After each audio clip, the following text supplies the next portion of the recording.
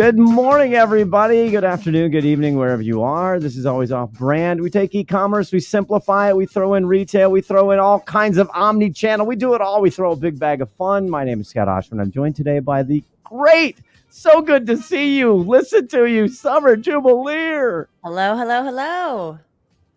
How you been? I can't believe it feels like it's been years. I mean, we haven't even I haven't had time to text you. We haven't even chit-chatted on my way home from therapy. I mean, we really haven't talked.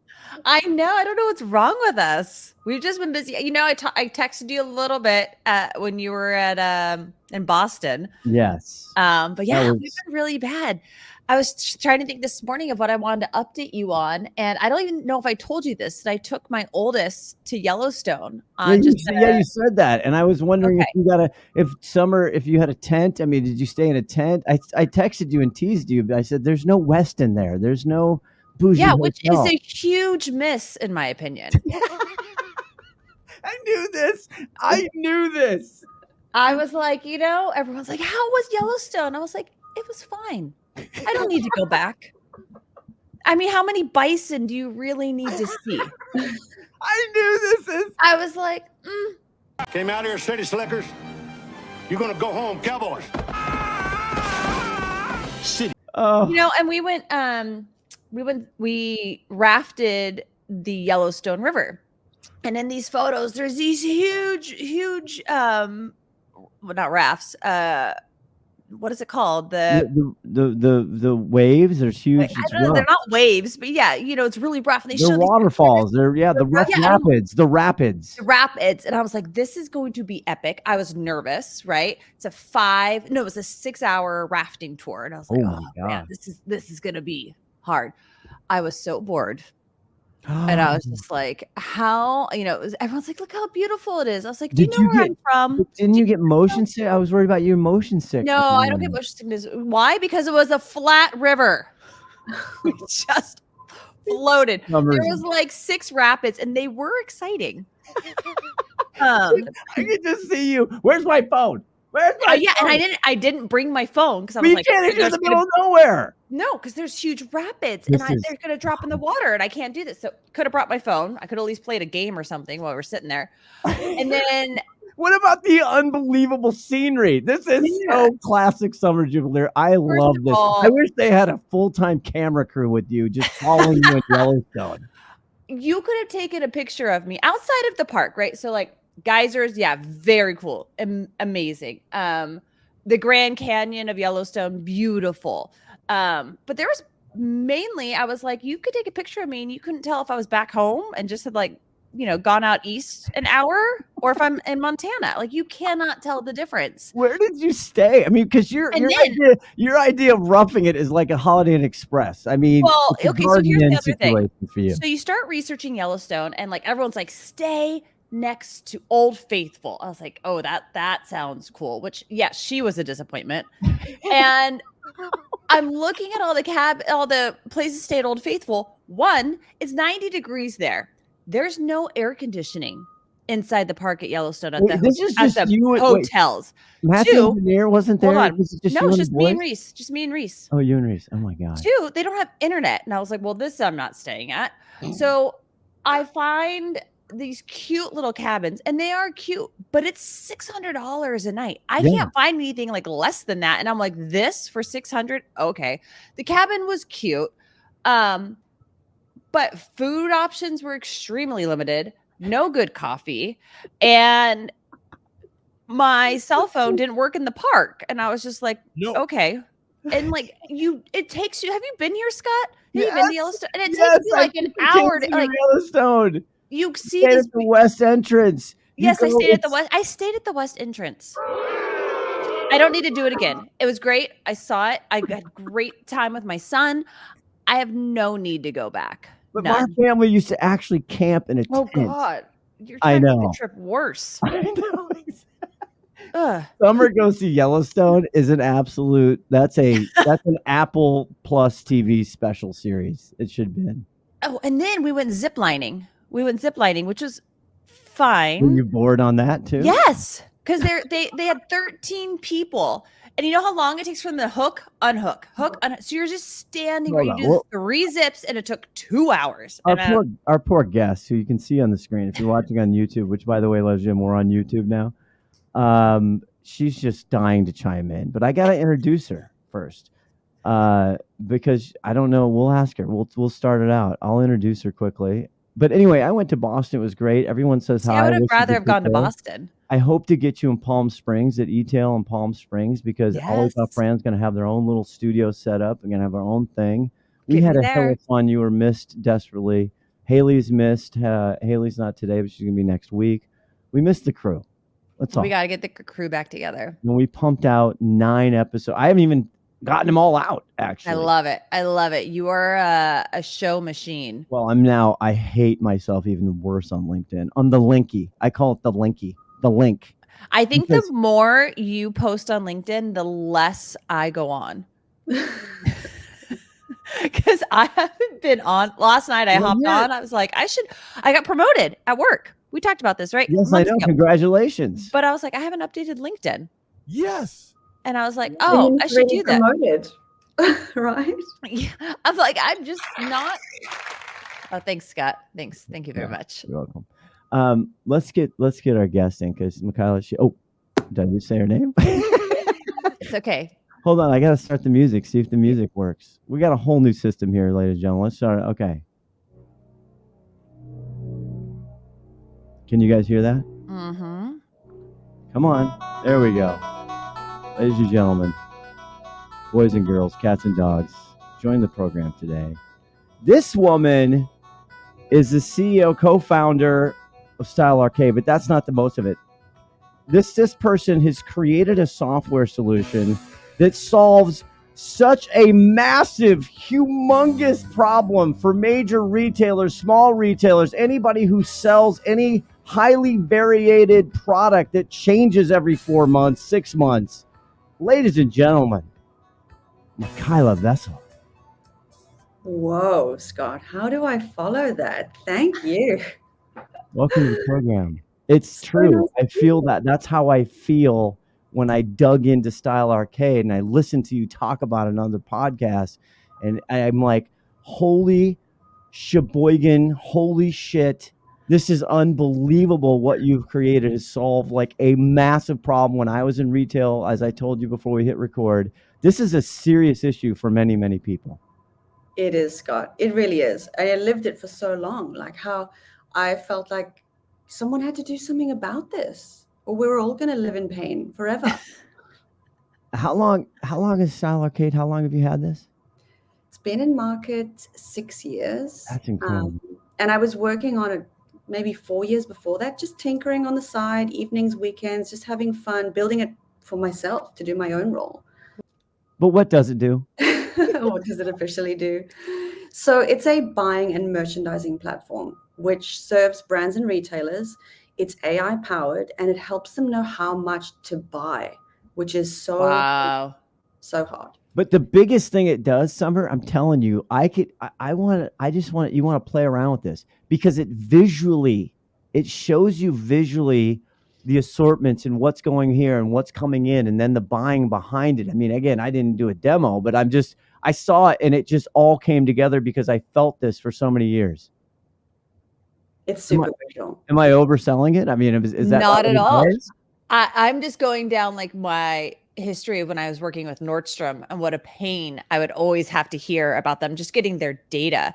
So let's jump into this a little bit. Michaela, why did you start this company?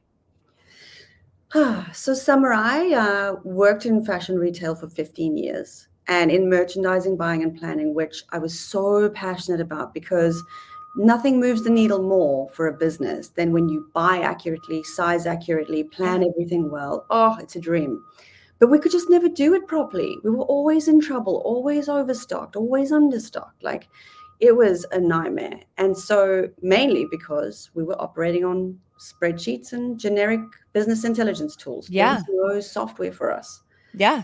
So I built it for myself. I was just like, we can get way better at this. And then started using it as like my own secret weapon every time I joined a business. That was easy. It was, I have sound effects. I don't know. Overnight success, Scott. That's how it works, you know. It's just you snapped your fingers and boom, it became it. Um, yeah, I can't explain to people. You live this, right? What a major, and if you're in a larger organization, if you have multiple apparel categories, in the fashion. Now, tell me, so how many times typically does a fashion line drop in a retailer? Like how many times do they bring in new products, new styles, new colors, new everything? Some of them on the daily, on the hourly. Wow. I mean, it's moving fast, so fast. And if you think about how important e-commerce is to fashion, how is this helping brands and retailers manage their e-commerce business? Some are even more than bricks and mortar guys, because if you think about it, the Interesting. e-commerce, well, I think because it moves faster than bricks and mortar. It's more predictable in bricks and mortar. You get Because not everybody shops like me. How do you shop? Maybe we should. There you go. Let's do a live summer shopping. And Michaela, you talk. And let's see if we can help Summer find the right size, right product. Oh my gosh. Let me tell you, they do I not love this. carry. I have a size 10 shoe, and it is impossible to find. They make one per store. Yeah. That is it. Back That's to what they do. e-commerce. Back to e-commerce. This Seriously. is the exact point, Summer. You are not the anomaly, not being able to find your size 10. It's the biggest shopper complaint. I can't find my size. Yeah. So how are you helping not only consumers, but brands get this right and retailers? So basically, the buyer at either Nordstrom or the e-commerce stores, they're quantifying how much of these shoes to buy. And Right. they need to know exactly how much to buy in it, right the way from a 6 all the way up to the top size. And how they do it is in Excel. But the problem with doing that, either in Excel or a business intelligence tool, is that every store, all their history, all their good data is skewed, because last season there were all sorts of out of stocks in different sizes in different stores. And so you never know how much you could Right. have sold of a 10. That's Yep. why they keep underbuying the 10. So it's Because like because they're not seeing size 10s being purchased because they're not buying enough. So people miss out on it and they don't buy it from them. self-fulfilling prophecy. So you repeat the same mistakes Right. each season. And you never get enough 10s out there to the people that want them in the specific products. I'm really regretting saying my shoe size was a size 10. Sorry. I am 5'10" at that, so I do have Hey. big feet to support this tall frame. You're a total baller. Come on, man. Yeah. But this isn't limited to just retail or clothing stores, right? We deal with this, Scott, all the time with our brands on Amazon and our brands on e-commerce sites where, you have to do a forecast for the next year. And I'm like, well, we were out of this SKU all of last year. So now I need to guess what I think it's going to do this year because we didn't have it last year. Guess. That's it. That's totally it. But there's something to help you. It's called true rate of sale. How much can we sell when we're in stock? Right. So the true rate of sale when you're in stock of every size is how much? And usually that's like 20 or 30% more than people thought they were selling. Wow. It's And a lot. how do you find the true rate of sale? So basically, how much did that single size at that single store sell while it was in stock? So maybe it was selling 5 a week, and then for 3 weeks it ran out. Mm-hmm. Yeah. And then you think it can only sell 15, but it's not true. It could have then continued to sell perhaps for another 2 weeks. So you do that for every store, every product, every size, and suddenly you get a quantum of what you could have been selling last season. But Michaela, it's deeper than this. When these retail merchants and buyers and planners, right? And I think apparel, because it's so highly varied and it changes so often, it goes, okay, wow, I get my assortment down, and then actually visually I can see it merchanting. So a planogram, old style planogram, right? That's what they can do with Style Arcade. Is that right? Yeah, you can see it. But then it's like, okay, people have no idea, and this is what, and we're going to get into this later, but I'm interested in your opinion and point of view on the whole fast fashion and what Team is doing, and Shein, and even Zara before that. If that's okay. Was that on our pre-email? No, probably. No. It Are we was. going to go down that rabbit hole? Oh, don't we all have the same opinion on this? I don't know. I believe the three of us do. Yeah, but what I'm saying is, just think about this. So if I'm trying to plan this out and I find out what style, color, and then even I'm doing my size work, then Gray goods for a lot of textiles are bought a year in advance, sometimes even longer. Shoe molds for bigger companies, even longer. Then I got to figure out, I got to talk about a fortune teller. I got to sit and think about what is the market going to be 6, 8, 9 months from now. And I don't have a tool to get the forecasting and deliver to finance and all the cross functional. Talk to me, Michaela, tell me, you live this. This is the pain. It's so hard, Scott. And that's why when someone was saying, how does this help e-commerce merchants even more? Because their customer bases are growing by the thousands in a week. Yeah. You're really booming. And how do you know what your customer base size profile was yesterday versus today versus tomorrow when you're adding 1,000 customers every day? It's huge. And so being able to predict what sizes they're going to be buying based on that is you have to be quantifying it using algorithms and AI. There's no other way. Not to mention every manufacturer fits a little, their sizing's a little different, right? I mean, this has been a thing for 100 years, right? They'd love to regulatize it or whatever. Did I make that word up? Regulatize? Did I just make the word up, Summer?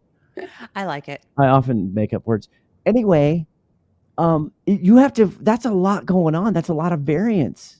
There's so much fluctuation. Imagine the poor buyer at Nordstrom. She's got like 1,000 brands to buy for that all have different sizes, different size conventions, different number of units that she's supposed to purchase for all the different stores. Like, how is she supposed to, as a human, figure that out in Excel? It's mad.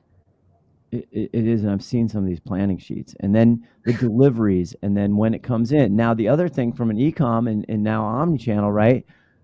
Well, okay, that's great. I've gotten all that through, but now I need to deploy it so that it shows up on my website, on an e-com or market, wherever it's going. I got to deploy it across all places. It's got to look the same. It's got to be it's got to be dynamic inventory, dynamic pricing, dynamic everything. Right, Michaela? Isn't this part of the other problem? It's pretty hard. It's pretty hard to get it all right. And I see a lot of heavy lifting in e-commerce, which just kind of, you look at it and go, why is it so hard to get everything live, listed on site, marketed in the right weeks? Why are we marketing products that haven't even arrived yet? Why are we sending Google Shopping, products that can't even sell because they're so fragmented in size that they would never convert? Like, why is that even being shown? There's a lot. So is that something that Style Arcade will do? It'll take your data and then will it send it to like Shopify, for example? So basically, Summer, what we do is we take all the data from the ERP or from the e-commerce platform like Shopify, join all that product data together, and then make recommendations of it. So for example, for Google Shopping or for Meta, you want to send them only products that are going to convert for you. Why would you send them non-converting products? You need to send them products that are bestsellers, that are new, good size availability, good reviews, low return rates, and then you want that to be listed on Meta and Google. Because if they're listing anything else, you've got stuff that returns too much, stuff that doesn't convert, that you pay on click. So I deal with this, again, back to Nordstrom, and I hope they're listening. I get targeted on Instagram, and I'm sure, Michaela, you do too. And you see these like cute dresses or whatever it is, and you can flip through it and be like, this is the fall's best dress, and here's the best purse, and here's your over-the-shoulder handbag. And you're scanning, I'm like, well, that looks cute. And I click on it. I go to Nordstrom, and they're like, there's a size 2 and 4 available. And I'm like, why are you advertising this to me? Why are you showing this to me? So Style Arcade can help with that. Yes. That is huge. That is a huge savings, because what we on the e-commerce side managing paid search are dealing with, are like, well, this dress just doesn't convert, which is going back to what you were saying about the shoe size and the true rate of sale. And that is mind-numbing when you are in the paid search business and you're trying to get a return on ad spend, because that's so much of what retail will focus on. And you're like, well, this ad just doesn't convert. This is not a dress we should be showing. When actually it does. You're just out of stock, and you need to stop showing it because you're out of stock. That is a big deal. Totally, Summer. I couldn't agree more with you. Like, there's so much, like, they're basically, it's not like showing products that showing products that aren't converting. They basically can't convert. They can't. Yes. What a waste of money. Yeah. And then, okay, now take this and try and multiply it. Let's say a new product comes out. Let's just say 4 times a year. Let's say a new collection going to drop into stores or on ecom 4 times a year. You got to do all of that 4 times a year. And like you said, it's moving so fast. You got to do it. I mean, is it really daily? Because that hurts me.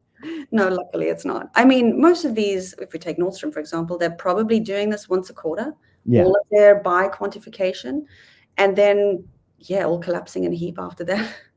But That then how do you handle returns? Returns is so high in I was apparel just and going to go footwear. there. It is so high. And you know what? A lot of that returns data doesn't seem to be making its way back into the analysis and planning. Wow. Yes. Wow. Yeah. That's huge.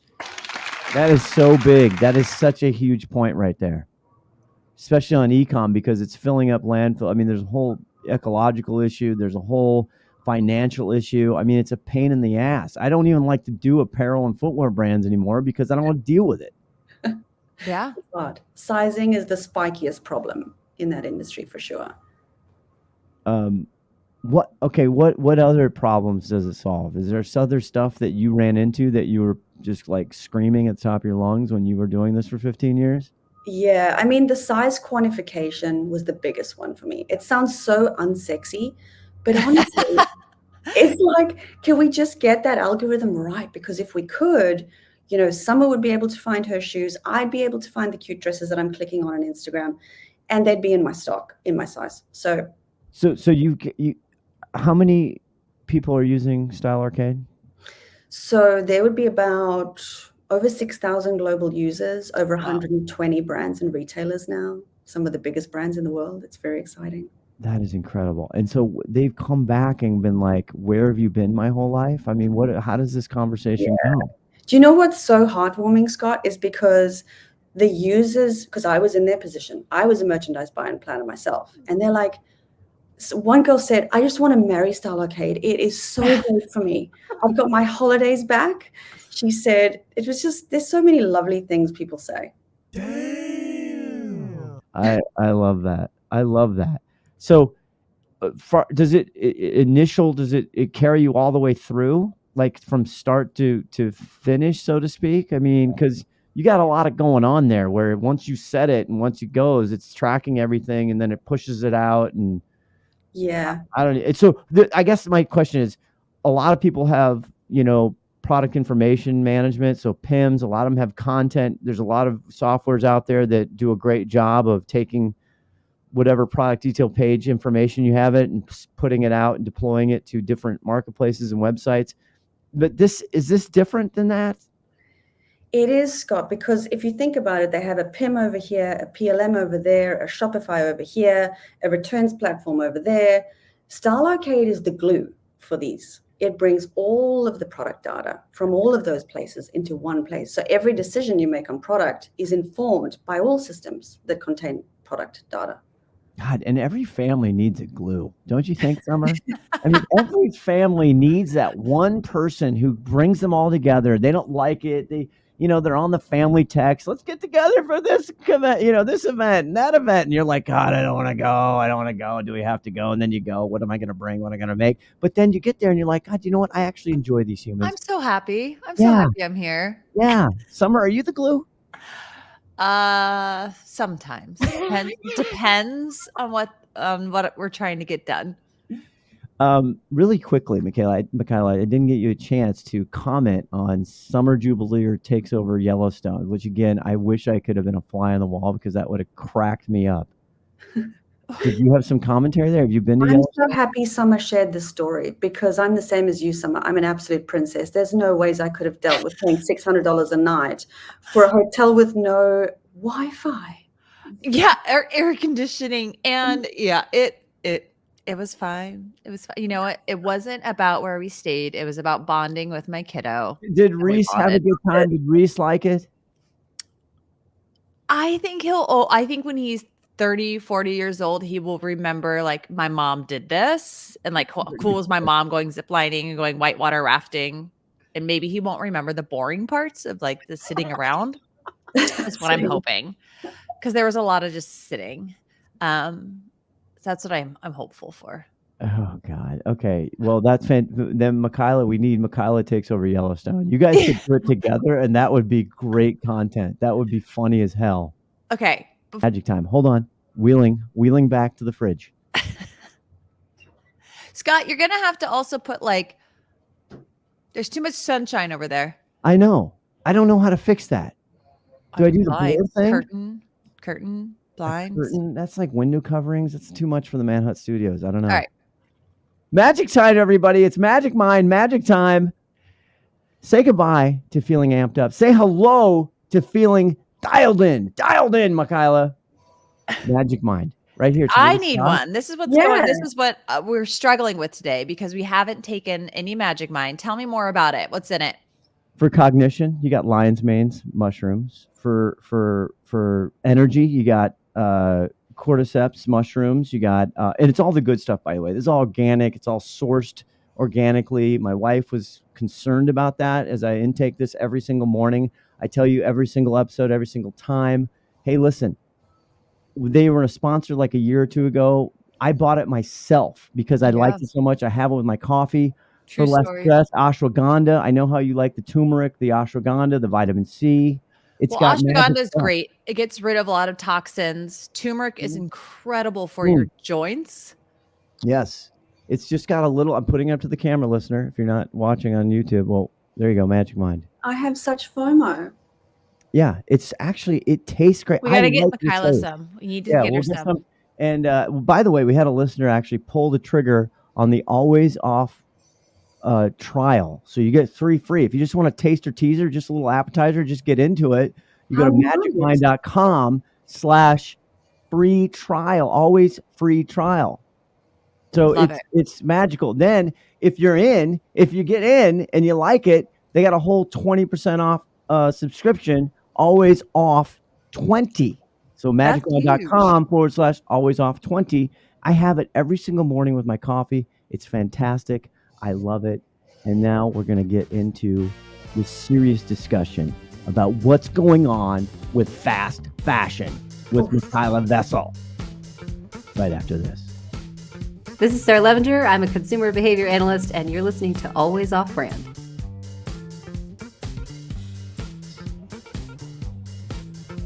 All right, we're back. Michaela Wessels, Style Arcade. It does so many fancy things. And the thing I love about it, it's visual, because I'm a visual human. I like pictures. Pictures tell 1,000 words. But as we like to say, CFOs around the world, let's talk about the financial impacts. We kind of talked about returns as a heavy topic when you talk about apparel and footwear and these mostly soft goods. How do you save me the money? Show me the money. So I guess, Scott, it all began with, if we can get the buyers, planners, marketers, e-commerce guys addicted to using this and digging more into their product data, which is our whole goal, then we can get them trading better, right? So we can get them better full price sell-through. We can get them buying more accurately, sizing more accurately, less discounting because they would have purchased correctly in the first place. And if you can do those things, we did a great benchmark study just in March of 2024. I didn't even believe the results myself. I had to dig deep into them because we basically took all of the Style Arcade customers, 120 brands and big retailers, put all their data together, and then analyzed between the day they started with Style Arcade, 6 months later and 12 months later, what was their average sales and profit performance over this time. The average sales performance over the first 12 months on Style Arcade was 44% growth. That's not the brand. No, not at all. And the profit, 4.5 points. It's these guys are they're making better decisions. And when you are informed, you can grow the business. Well, you have to be now. You have to be faster, sharper, better. You have to bet better. You have to risk better. You're going to get your ass kicked. I'm sorry. Yeah. You're going to get killed out there. So is this part of this reminds me of it feels Salsify-esque. Is it similar to Salsified? Is it obviously Salsify doesn't provide the same types of forecasting and analytics as your program does. Does it combine with Salsify? Is there anything there? So Summer, yes, Salsify is great as, predominantly as a PIM. So they have these amazing solutions around product feeds, PIMs, etc. Style Arcade doesn't do that. What we do is aggregate product data. So if Salsify has great product data and enriched product data, we'll bring that into Style Arcade to inform other buying, merchandising, marketing decisions. Because we're agnostic to what you want to do with it or what jobs you want to get done. You just need all your product data in one place to be able to make really important decisions from it. That's great. Perfect. Wow. I mean, what doesn't it do, Michaela? That's really my next big hard-hitting question is what doesn't it do? What's next? There's a really cool, fun thing that we almost haven't talked about, Tamaka, which I'll tell you. But what do people complain about? Oh my God, do you know what's so funny? Is sometimes we'll go into like a meeting, we'll be presenting Style Arcade, and they'll be asking us for the wackiest stuff that's not even something anywhere near retail. And you're like, why are they asking this? Because it does so much that you almost think it can do things outside of any remit. It's the funniest questions that we've been asked for it to do. But I think it's because they trust that we do so much that, we must be capable. So I take it as a compliment. So so do you have things on the docket here or what? What's on your roadmap? Basically, Summer, I think a lot of what people are asking for is like, how do we forecast how much sales we're going to make into the future, right? We've got a certain amount of inventory right now, and we're going to be getting deliveries in between now and then, whenever then is. And I think the biggest thing is products perform differently, and they have they have a peak of performance. A curve. They have a curve, yeah. And those curves can become predictable at scale. So basically using AI to say, from the inventory we have today and what we know is coming, this will be our revenue over the next 8 weeks. And having predictable revenue forecasts based on the inventory you have and what's coming is just like a breath of fresh air, As someone who's dying in a forecast right now, I just did my 2025 planning and I am wrapping up September forecast. This sounds lovely. It does. But it's okay. So maybe shame on me. I looked at it, obviously fashion. It's so great because apparel, one of the, we've talked about all the problems you've solved there. Is it not should I be thinking about this on hard goods, on consumables, on other, is it open to any type of category? And maybe I shouldn't just put you on fashion. Well, today we're predominantly fashion because of that sizing problem that we solved so well. So we're pretty niche into fashion and homewares. However, with product forecasting, that's agnostic. You want to know how products are going to sell into the future, whatever the product. And you know what? You guys are going to go camping. And so, sleeping bags come in very different sizes. So I think maybe you should. No, I think we'll be fine there. Summer, have you slept in a sleeping bag? Just curious. Not in the last 2 decades. Since I was a child. Yeah. I think we always off brand goes camping. I think that's our next. Oh, God. All right. I am dying to get into the fast fashion. I know. We'll get it. Go there. Sorry. So Michaela, give me your opinion on fast fashion. Where do you think it's going? And what do you think the impact is of these brands like Temu and Shein and the rush to get to market so quickly? Yeah. I mean, it's scary because everything's moving so fast. So I think for all of us looking from the outside, it's like there's such a commodity buying and there's so much high demand and there's so much speed to market. But you know what I think as well? We work with a number of fast fashion guys and they do get a bad rap because, it is that here today, gone tomorrow. But these guys are also making a big effort to quantify accurately so they're not left with excess inventory. They're not just throwing spaghetti at the walls. These guys are actually pretty far advanced in terms of forecasting, accurately buying, etc. So I'm not saying I condone Temu by any form, but I think that they are these kind of closer to market brands that are moving really fast are also pretty tech savvy. And they're leveling up a lot quicker than other brands might be in terms of their forecasting ability. Well, what do you think the REIs, the Nordstroms, the Cabela's can learn from these companies? I think the power of their data would be my best Interesting. advice. Yeah, because I think these Nordstroms, all of these other companies, they have huge amounts of data, but they don't know how to wrangle it.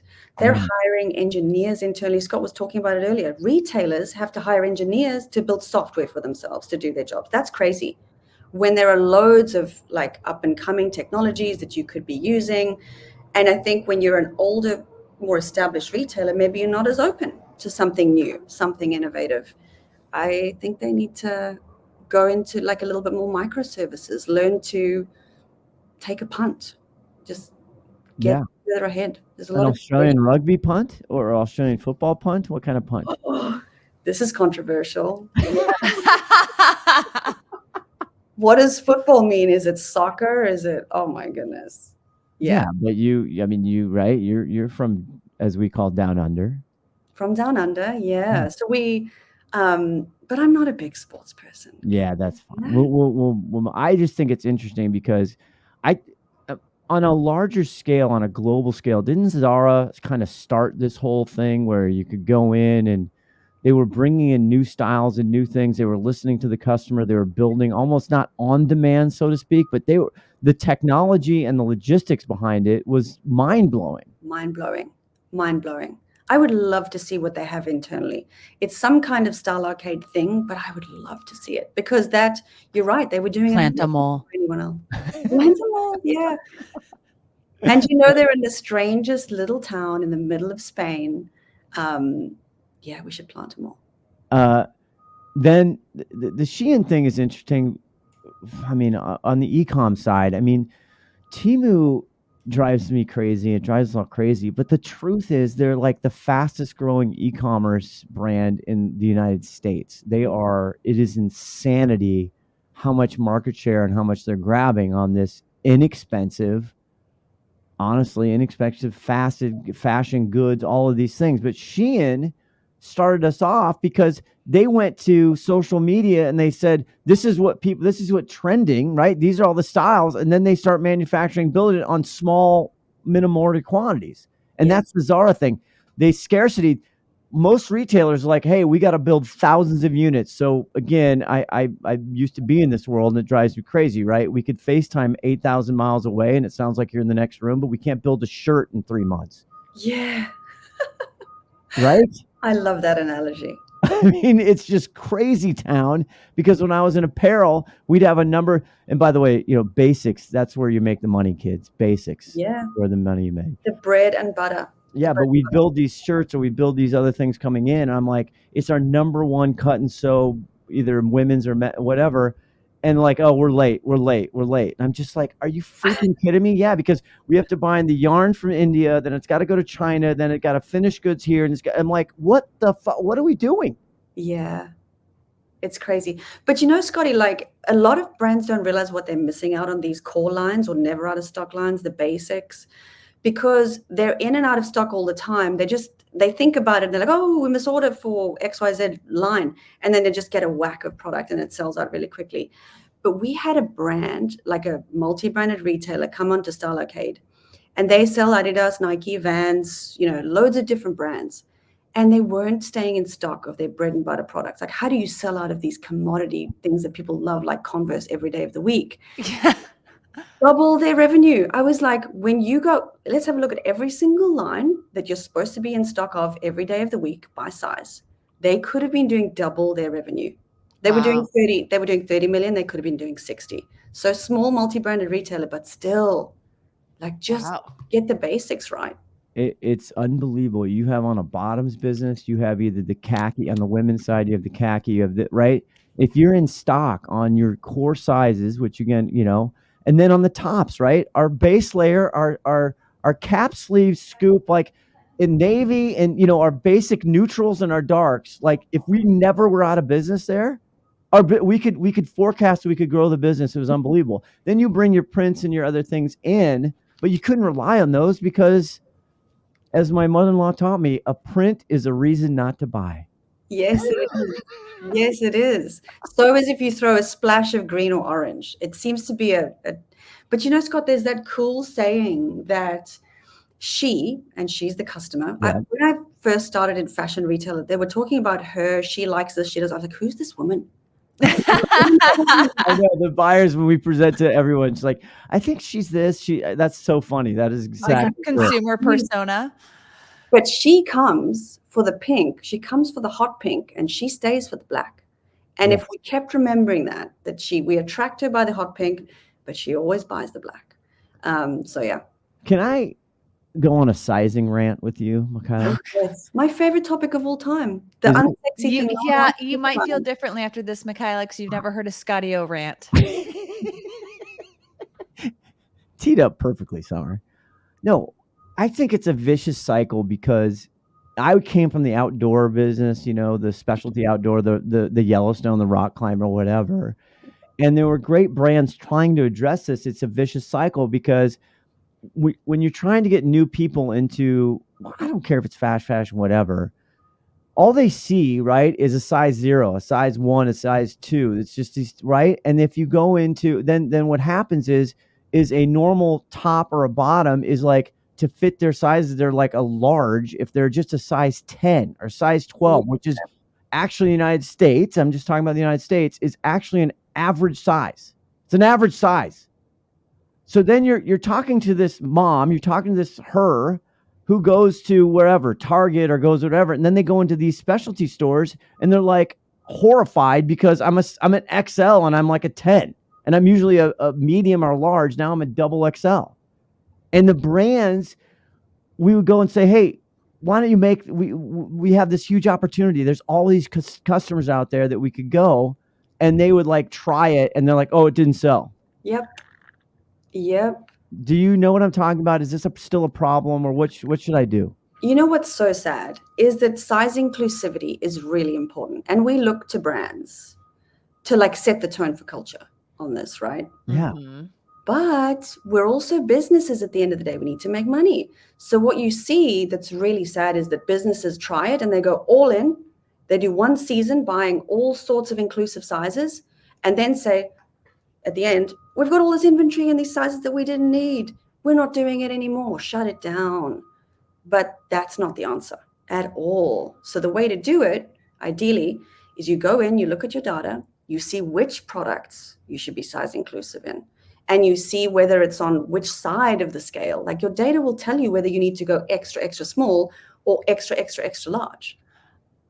I feel like it's always they go extra, extra small. And that's always what I see still available on the clothing racks. Yeah. Or just extra, extra small. I used to manage a plus size apparel company, and I managed their business on Amazon and on Shopify. And I kept saying, why won't you put plus size women in your advertising? Like these are like the women that are showing your clothes are not the sizes you're making.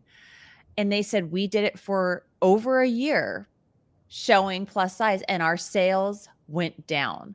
Click-through went down because I think visually, and they were women's apparel, I think women don't see themselves as that size. And so when you see that, you're like, well, that's not me. Yeah.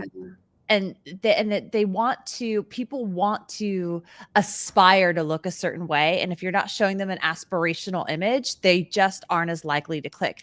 And I noticed that within myself. Like even when I'm shopping, like Lululemon is now showing like, I wouldn't even call it plus size. The person's probably a size 8, but I was like, oh, it looks cuter on the smaller. And I'm like, what is wrong with me?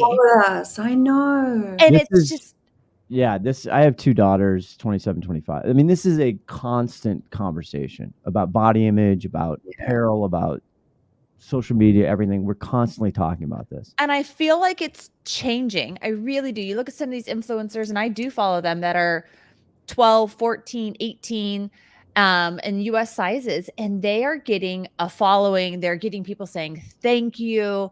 You're starting to see it more. And so I keep wondering if I always go back to that plus size brand, and maybe they were just ahead. And if they try, and maybe they are trying it now, I have no idea. But if they tried it now today, would they have better luck?